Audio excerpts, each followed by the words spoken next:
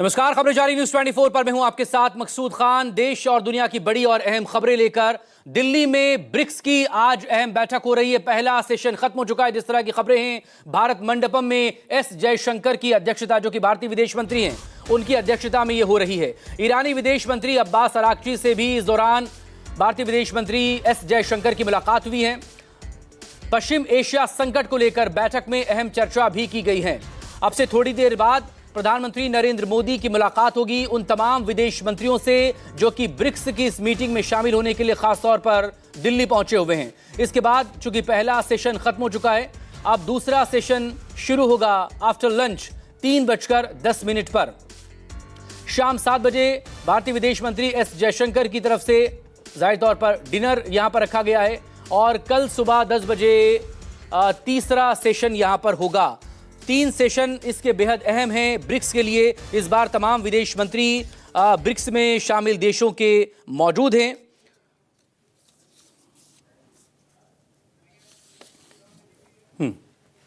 और तमाम खास लोग इस वक्त हमारे साथ यहां पर जुड़े हुए हैं।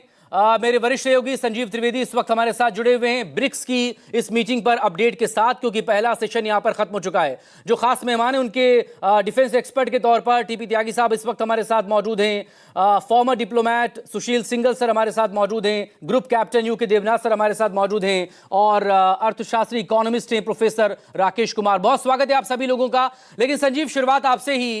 पूरी दुनिया की नजरें 2 जगहों पर टिकी हुई हैं।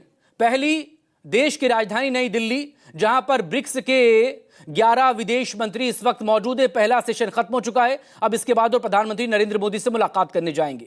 जो दूसरी नजरें दुनिया की वो बीजिंग पर टिकी हुई हैं, चीन में, क्योंकि अमेरिकी राष्ट्रपति डोनाल्ड ट्रंप वहां पर पहुंचे हैं और 1 घंटे की मीटिंग रखी गई थी। बातचीत इतनी लंबी चली कि 2 घंटे कब बीत गए पता नहीं चला और 2 घंटे तक मीटिंग यहां पर जिनपिंग और ट्रंप की होती रही। तो पहले आप नई दिल्ली का हाल बताइए।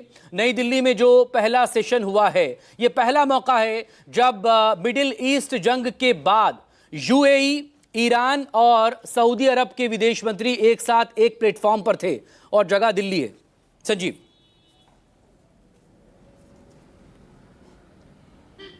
देखिए, आपने 2 राजधानियों की बात की है, नई दिल्ली और बीजिंग, और इन दोनों जगहों पर चल रही बैठक को एक ही सूत्र आपस में जोड़ता है। एक ही धागे से दोनों जगहों को पिरोया जा सकता है, क्योंकि जहां एक तरफ बात दिल्ली की बैठक यानी कि ब्रिक्स की बैठक में ब्रिक्स की होनी थी, लेकिन बैठक ज्यादातर इस बात में हुई कि आखिरकार जो पश्चिम एशिया में जंग चल रही है तो उसका निदान क्या हो सकता है।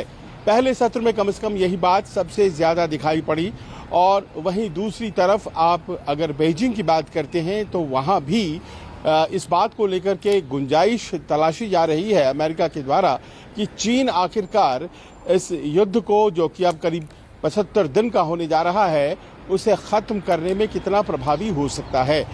चीन की अपनी शर्तें हैं और जाहिर है कि इसके बाद एक और सेशन और फिर एक और सेशन होने वाला है और इन तमाम सेशंस में राष्ट्रपति ट्रंप और राष्ट्रपति शी जिनपिंग मौजूद होंगे। तो क्या वो बात बनती है जहां इस बात को तय करने में चाइना सफल होता है कि वो ईरान को अपनी तरफ से अपने गुड ऑफिसेस का यूज करके युद्ध में धीमा पड़ने के लिए कहेगा, अपनी लाइन को थोड़ा मध्यम करने के लिए कहेगा।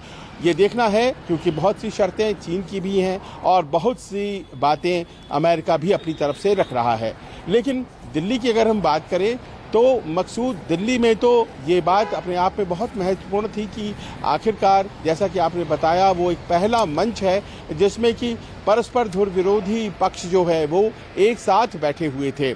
एक तरफ जहां पर ईरान के विदेश मंत्री थे तो वहीं दूसरी तरफ सऊदी अरेबिया और यूएई के भी। और जाहिर है कि जब इन तीनों की मौजूदगी थी तो बात फिर पश्चिम एशिया युद्ध से अलग नहीं हो सकती थी और ऐसा हुआ भी।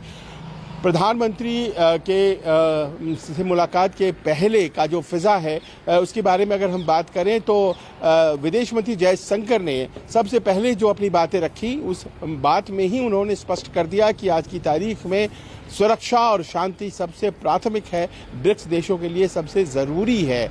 और इस बात को रेखांकित करते हुए उन्होंने इस बात पर जोर दिया कि हम सबको प्रयास इसी के लिए करना चाहिए। लेकिन जब ईरान के विदेश मंत्री अब्बास अरागची के बोलने का समय आया तो उन्होंने कुछ भी बाकी नहीं रखा।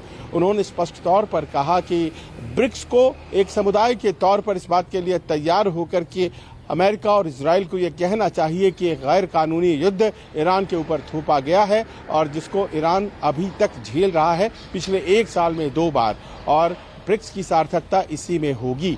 अब जबकि मौका आएगा आने वाले सत्रों में सऊदी अरेबिया का और यूएई का, तो वो क्या प्रत्युत्तर देते हैं।